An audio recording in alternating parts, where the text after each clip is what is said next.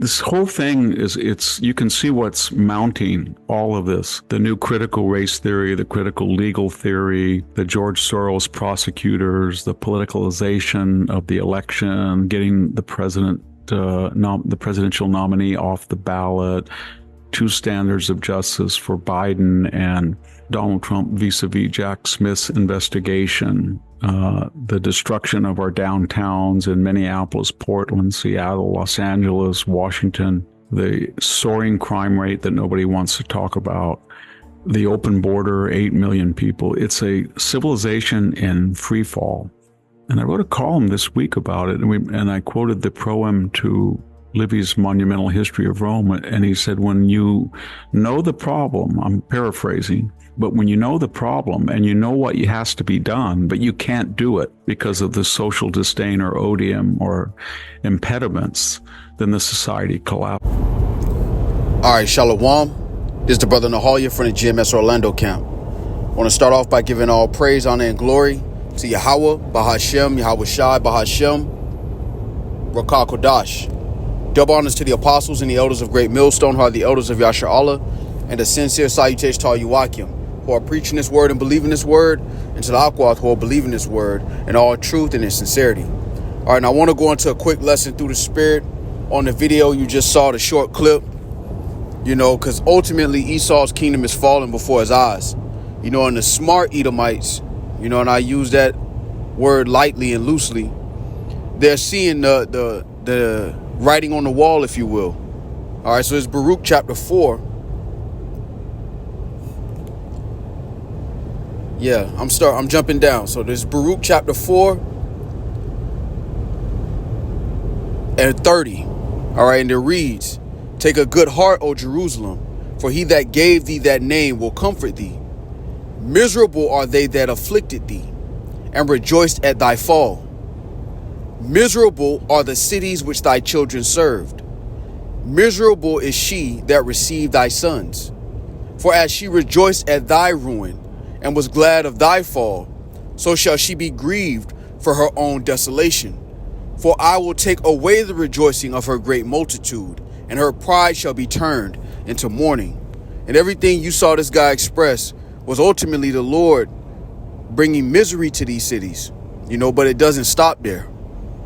It's not, there's a saying in the world, it's easy to die. It's the anticipation, the actual process of dying. That's the hard part. So right now, Esau is watching the writing on the wall. He's watching his kingdom slowly fall. Not quick and suddenly. I mean, it is quick and suddenly in the grand scheme of things, but to the natural eye, it's a gradual fall. You think about, from an Edomite's eye, right?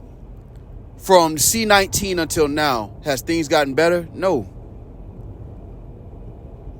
They're telling these Edomites that everything is all right, but there's some Edomites that aren't that slow. And they're starting to see the writing on the wall. Because ultimately, sedition is also a part of prophecy. And once these Edomites figure out that there's no light at the end of the tunnel, that this is it, this is the end, they're going to crash out. You're going to see some real live crash dummies. And it's beautiful because you watch a guy like this who's an author.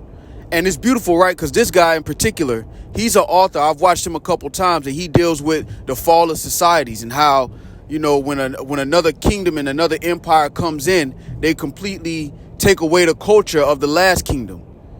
Example, you don't remember the Aztec culture, or you don't see it in this society. It's not the main, it's not the prominent society. It's not the prominent culture, right? Esau doesn't realize that he's going to be forgotten at a certain point. His memory is going to cease from the earth. Matter of fact,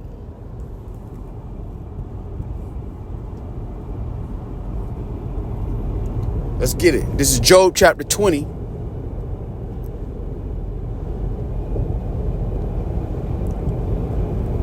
I'm going to jump down to verse 4. And it reads, "Knowest thou not this of old, since man was placed upon earth, that the triumphing of the wicked is short, and the joy of the hypocrite but for a moment?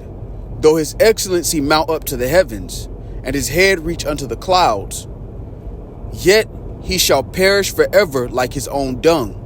They which have seen him shall say, Where is he? He shall fly away as a dream and shall not be found. Yea, he shall be chased away as a vision of the night.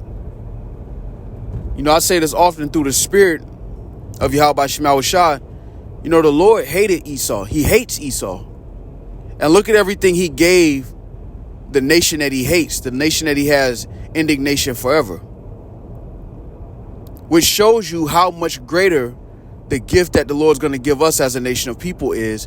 And it also shows you how violent and how extreme the judgment of the Heavenly Father is going to be on this place. Matter of fact, let's go here.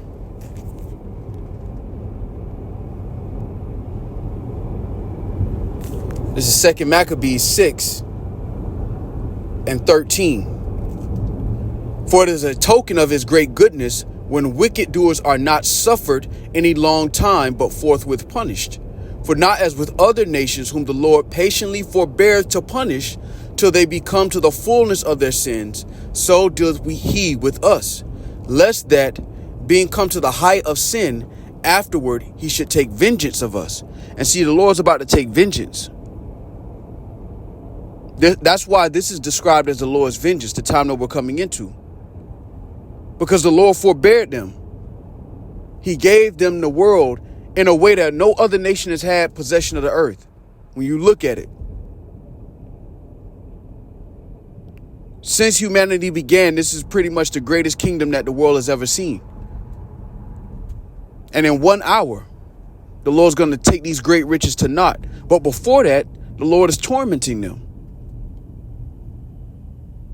By these Edomites watching their own people make laws where they give so-called immigrants more than the average Edomite. That's grieving them, man. And ultimately, it's going to push them to violence. All right, this is 2 Esdras chapter 15 and 14. Woe to the world and them that dwell therein, for the sword and their destruction draweth nigh, and one people shall stand up and fight against another, and swords in their hands. For there shall be sedition among men, and invading one another. They shall not regard their kings nor princes, and the course of their actions shall stand in their power. Because ultimately, you have revolution when people get tired of playing the game, when the game is no longer, remotely comfortable. You think about right now, if gas went up to $8, people would be in the streets. Why? Because it's not even worth playing the game anymore. If I got to pay $8 per gallon just to get around the city to pay my bills, at that point, I have nothing to lose. And when people have nothing to lose, they're going to crash. Particularly these Edomites who have stocked up on guns and bullets. Once they get to the point where they realize this is no longer their kingdom, their kingdom is fallen, they're going to crash out, man. And you think about an intelligent guy like this talking about, watching the society collapse and knowing that they could close the borders, but they not. It's because the Lord is mocking them, man. Even the elites plan to crash the economy so that they could bring in a digital currency. That's all a part of the Lord's plan. Many people are going to be judged in that process. And what Esau's going to find out is he was never in control. That's what he's going to find out. He's going to find out the hard way, but that's what he's going to find out. But these average Edomites who are struggling to survive currently, they're going to riot, man. It's going to be sedition. It's going to be sedition. And they're going to seek they're not going to listen to their governing officials. They're not going to listen to their politicians anymore, because eventually they're going to realize that they've been tricked. They've been supplanted. Esau has stolen from his own people to a point where they don't even realize it. But once they do, they're going to react violently. And that's why scriptures talk about miserable are the cities. These same cities that lynched Jake, that told Jake to get on the grass when a so-called white man was walking on the sidewalk, who made it unlawful for us to look in the eyes of a so-called white person, who put our people on auctioning blocks. These same cities are now miserable, man. Let's go here. This is Ecclesiastes chapter 25 and verse 7. There be 9 things which I have judged in mine heart to be happy, and the 10th I will utter with my tongue. A man that hath joy of his children, and he that liveth to see the fall of his enemy. And this is exactly what we're witnessing. Lord willing, we be a part of that number. This is what our forefathers want to see, man. They want to see the end of this. They wanted to see the conclusion of this matter. They wanted to see the fall of our enemies. You know, remember Edom. And now they're miserable. Now they're watching their kingdom crumble. And there's nothing they can do about it. Just like there was nothing we could do to get out of slavery, there's nothing Esau can do to stop the judgment of Yahweh Shema Shai. All right, this is Job chapter 14 and verse 5.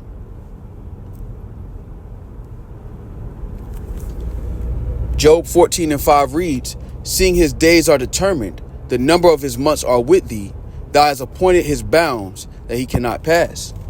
All right, and now it's last call. You know, now it's the last call, and he can see it. He can see the writing on the wall. A lot of these Edomites, they see it. They can feel it. That the good old days is behind them, man. And now the only thing left through the spirit and power of Yahweh Shema Shai's judgment. And that's why they're going to react violently. All right, so Lord willing, this was edifying. With that, I want to give all praise, honor, and glory to Yahweh, Bahashem, Yahweh Shai, Bahashem, Rokah Kodash. Double honors to the apostles and the elders of Great Millstone, who are the elders of Yasher Allah, and a sincere salutation to all you Akim, who are preaching this word and believing this word, and to the Akwath, who are believing this word in all truth and in sincerity. Shalom.